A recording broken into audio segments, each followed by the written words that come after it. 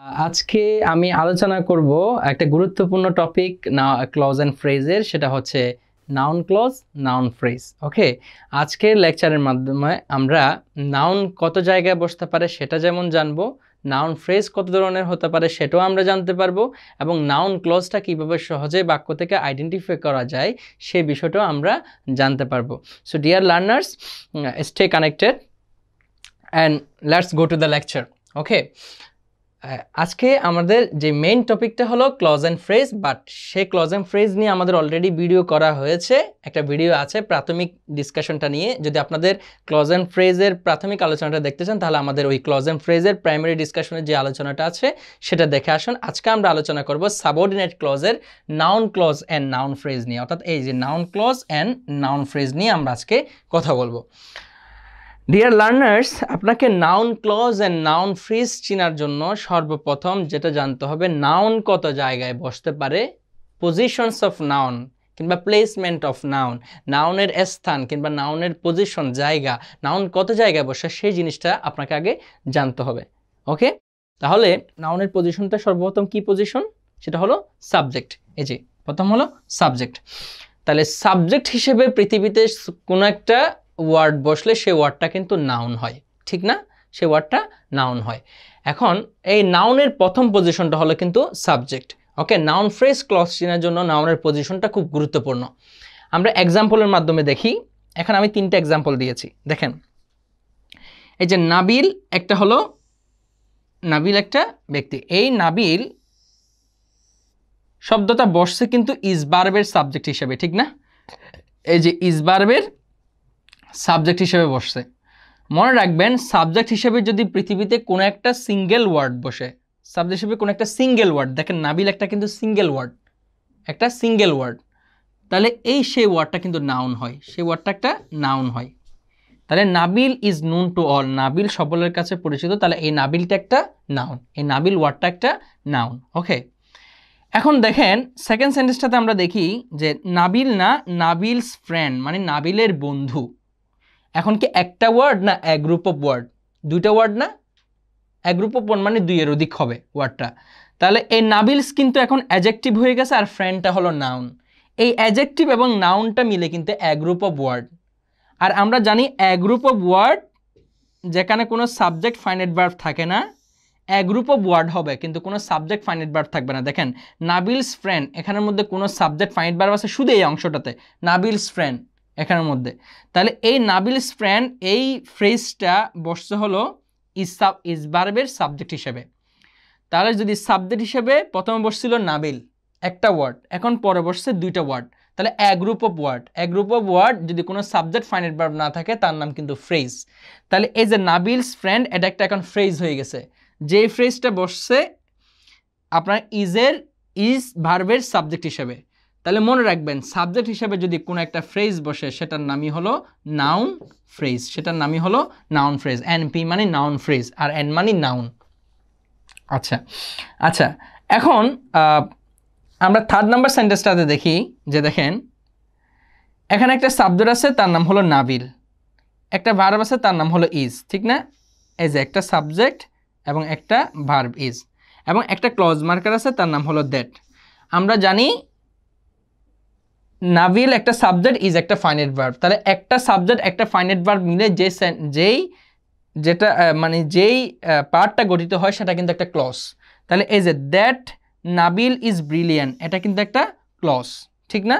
যেই ক্লজটা বসছে ইজ ভার্বের সাবজেক্ট হিসেবে, ঠিক না? ইজ ভার্বের সাবজেক্ট হিসেবে।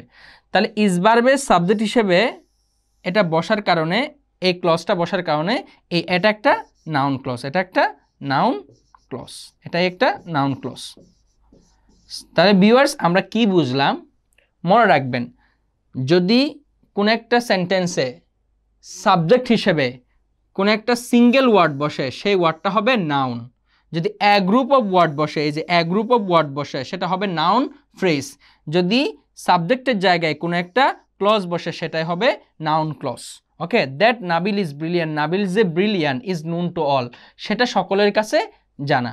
তাহলে প্রথম সাবজেক্টে নাবিল ছিল একটা সিঙ্গেল ওয়ার্ড, তাহলে সাবজেক্ট হিসেবে যদি একটা সিঙ্গেল ওয়ার্ড বসে সেটা হবে noun, a group of word বসলে সেটা হবে নাউন ফ্রেজ, আর যদি কোনো একটা ক্লজ বসে তার নামই হচ্ছে নাউন ক্লজ। এটাকে নমিনাল দ্যাট ক্লজও বলে। সো ভিউয়ার্স, তাহলে নাউনের প্রথম পজিশন হলো সাবজেক্ট, সে সাবজেক্টের জায়গায় একটা সিঙ্গেল ওয়ার্ড বসলে noun, a group of word বসলে নাউন ফ্রেজ, যদি কোনো একটা ক্লজ বসে তার নামই হলো নাউন ক্লজ। ডিয়ার লার্নার্স, আমরা এখন সেকেন্ড পার্টে যাব স্লাইডে। এখানেও নাউন ক্লজ অ্যান্ড ফ্রেজ, নাউনের দ্বিতীয় যে পজিশনটা তার নাম হলো অবজেক্ট, ঠিক না? তার নাম হলো অবজেক্ট। নাউনের দ্বিতীয় পজিশনটার নাম হলো অবজেক্ট। ওকে, সে অবজেক্টের নাউনের দ্বিতীয় পজিশনটার নাম হলো অবজেক্ট। আমরা জানি বাক্য থেকে কিভাবে অবজেক্ট বের করে। ভার্বকে কি এবং কাহাকে দিয়ে প্রশ্ন করলে, যে ভার্বকে কি এবং কাহাকে দিয়ে প্রশ্ন করলে যে আনসারটা পাওয়া যায় তার নামই হচ্ছে আপনার অবজেক্ট কিংবা কর্ম। এখন প্রশ্ন করেন আমি কি জানি, আনসার নেই। বাট প্রশ্ন করেন আমি কাকে জানি, এই যে কাকে দিয়ে প্রশ্ন করেন, কাকে জানি, আমি কাকে চিনি, নাবিলকে, ঠিক না? আমি কাকে চিনি, নাবিলকে। তাহলে কি বা কাহাকে দিয়ে প্রশ্ন করার পর যেটা পাওয়া যায় তার নাম হলো অবজেক্ট। অবজেক্টের জায়গায় কোনো একটা সিঙ্গেল ওয়ার্ড বসলে সেটা কিন্তু নাউন হয়। তাহলে এই নাবিল একটা নাউন, কারণ এটা অবজেক্টের জায়গায় বসছে এবং একটা সিঙ্গেল ওয়ার্ড। এবার প্রশ্ন করেন যে আমি কাকে জানি, আই নো নাবিলস ফ্রেন্ড, আমি নাবিলের বন্ধুকে জানি। তাহলে এখন অবজেক্টের জায়গায় কি একটা সিঙ্গেল ওয়ার্ড বসছে নাকি এ গ্রুপ অফ ওয়ার্ড বসছে? এ গ্রুপ অফ ওয়ার্ড। তাহলে এ গ্রুপ অফ ওয়ার্ড বসলে তার নাম কিন্তু নাউন ফ্রেজ। অবজেক্টের জায়গায় যদি এ গ্রুপ অফ ওয়ার্ড বসে সেটা হলো নাউন ফ্রেজ। ওকে, এখন প্রশ্ন করেন যে আই নো, আমি জানি। প্রশ্ন করেন আমি কি জানি, দেখেন that Nabil is brilliant, I know আমি জানি that Nabil is brilliant, Nabil যে ব্রিলিয়ান্ট সেটা আমি জানি। তাহলে দেখেন এখানে একটা সাবজেক্ট আছে নাবিল আর একটা ফাইনাইট ভার্ব আছে ইজ। তাহলে আমরা জানি একটা সাবজেক্ট, একটা ফাইনাইট ভার্ব এবং একটা ক্লজ মার্কার আছে, তার মানে এটা একটা ক্লজ, ঠিক না? এই ক্লজটা বসছে অবজেক্টের জায়গায়। তাহলে অবজেক্টের জায়গায় যদি কোনো একটা ক্লজ বসে তার নামই হচ্ছে নাউন ক্লজ, তার নামই হলো নাউন ক্লজ। ওকে, তাহলে অবজেক্ট হিসেবে যদি পৃথিবীতে একটা সিঙ্গেল ওয়ার্ড বসে সেটা হবে noun, a group of word বসলে সেটা হবে নাউন ফ্রেজ, আর অবজেক্টের জায়গায় যদি কোনো একটা ক্লজ বসে সেই ক্লজটার নামই হবে নাউন ক্লজ। এটা হলো সেকেন্ড পার্ট। থার্ড পজিশনটা হলো noun clause and phrase object of preposition. নাউনের 5টা পজিশনের এখন আমরা প্রথম 2টা শিখলাম, সেটা হলো সাবজেক্ট এবং অবজেক্ট। এখন আসছে কি object of preposition, object of preposition, ঠিক আছে? এই যে অবজেক্ট অফ প্রিপোজিশন মানে প্রিপোজিশনের অবজেক্ট, ঠিক আছে? দেখেন তার মানে অবশ্যই অবজেক্টটা প্রিপোজিশনের পরে থাকবে। আমরা জানি প্রিপোজিশনের পর কোনো একটা সিঙ্গেল ওয়ার্ড বসলে সেই ওয়ার্ডটা কিন্তু নাউন হয়, সেই ওয়ার্ডটা নাউন হয়। তাহলে দেখেন হি ডিপেন্ডস অন নাবিল, সে নাবিলের উপর নির্ভর করে, ডিপেন্ড করে। তাহলে এই যে এটা প্রিপোজিশনের পর একটা ওয়ার্ড বসছে না, প্রিপোজিশনের পর একটা সিঙ্গেল ওয়ার্ড বসলে সেটা নাউন।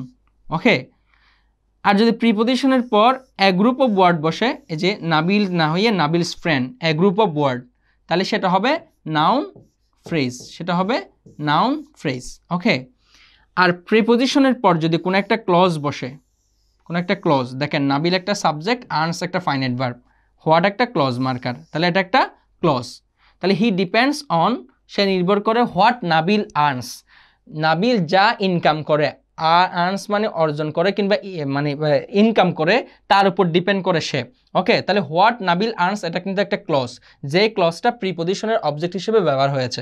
তাহলে এটা প্রিপোজিশনের পর যদি একটা সিঙ্গেল ওয়ার্ড বসে সেটা হবে নাউন, যদি এ গ্রুপ অফ ওয়ার্ড বসে সেটা হবে নাউন ফ্রেজ, যদি প্রিপোজিশনের পরে কোনো একটা ক্লজ বসে সেই ক্লজটার নামই হচ্ছে নাউন ক্লজ, সেই ক্লজটার নাম নাউন ক্লজ। ওকে, সেই ক্লজটার নাম একটা নাউন ক্লজ।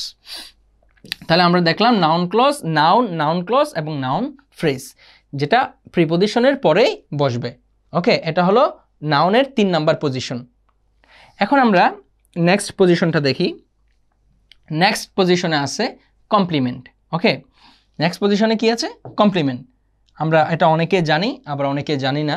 কমপ্লিমেন্টটা কি? কমপ্লিমেন্ট শব্দের অর্থ হচ্ছে কিন্তু পরিপূরক, ঠিক আছে? পরিপূরক। সে কমপ্লিমেন্ট নাউনও হতে পারে, অ্যাডজেক্টিভও হতে পারে। এখন প্রশ্ন হলো সেই কমপ্লিমেন্টে আপনার কমপ্লিমেন্টটা কিভাবে হয়েছে আমরা দেখি। দেখুন, যিনি হি তিনি কিন্তু নাবিল, ঠিক না? তাহলে সাবজেক্ট আর অবজেক্ট যদি সেম ব্যক্তিকে নির্দেশ করে তার নাম হলো কমপ্লিমেন্ট।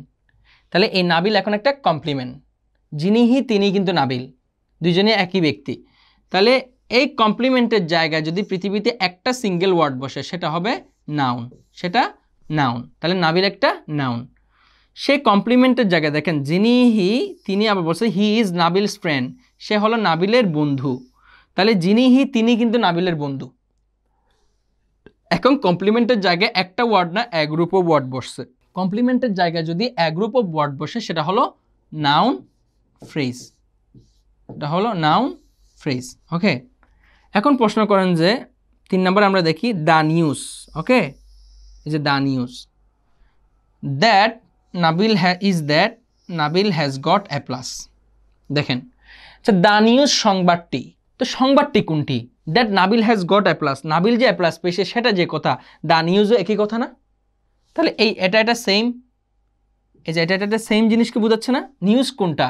যে Nabil has got a plus, Nabil যে এ প্লাস পেয়েছে সেটা যে সংবাদ, দ্য নিউজটাও কিন্তু একই। তাহলে এটা কি কমপ্লিমেন্ট না? এই কমপ্লিমেন্টের জায়গায় কি বসছে? একটা সাবজেক্ট, একটা ভার্ব, ফাইনাইট ভার্ব, ঠিক না? এবং একটা ক্লজ মার্কার। তাহলে আমরা জানি এটা একটা ক্লজ। সেই কমপ্লিমেন্টের জায়গায় এই ক্লজটা বসছে। তাহলে কমপ্লিমেন্টের জায়গায় কোনো একটা ক্লজ বসলে তার নামই হলো নাউন ক্লজ। তাহলে কমপ্লিমেন্টের জায়গায় যদি একটা সিঙ্গেল ওয়ার্ড বসে সেটা হবে নাউন, এক গ্রুপ অফ ওয়ার্ড বসলে সেটা হবে নাউন ফ্রেজ, কমপ্লিমেন্টের জায়গায় কোনো একটা ক্লজ বসলে সেটাই হবে নাউন ক্লজ। এটা হচ্ছে 4 নাম্বার পজিশন নাউনের। সো ডিয়ার লার্নার্স, আমরা এখন নেক্সট স্লাইডে যাব। দেখেন, নেক্সট স্লাইডে আমি নাউনের আরেকটা এবং সর্বশেষ পজিশন, সেটা হচ্ছে আপনার অ্যাপোজিটিভ। এটার অপর নাম হলো নাউন ইন অ্যাপোজিশন। এখন এই নাউন ইন অ্যাপোজিশন কিংবা অ্যাপোজিটিভটা কি?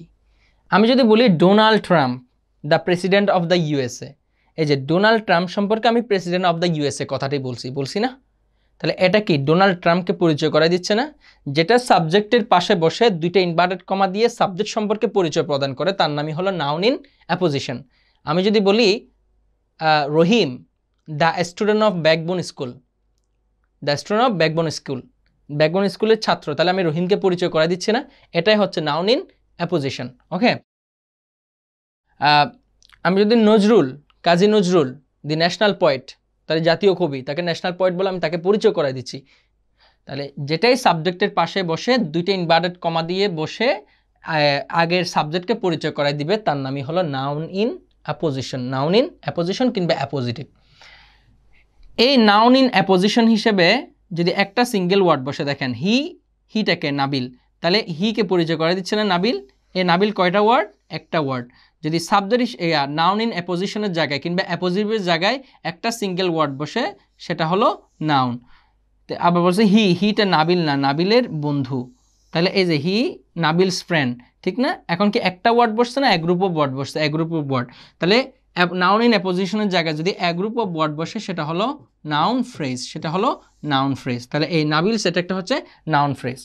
আর আমি বললাম the news that Nabil Khan has got a plus, বলছে দ্য নিউজ সংবাদ যেটা নাবিল খান যে এ প্লাস পাইছে সেই সংবাদটি মেক্স মি গ্ল্যাড, আমাকে আনন্দিত করেছে।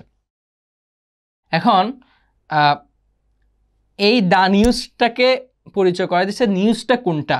বলছে নিউজটাকে পরিচয় করা দিচ্ছে, বলছে that Nabil Khan has got a plus, Nabil যে এ প্লাস পেয়েছে সেটাই হলো এই নিউজটা, ঠিক না?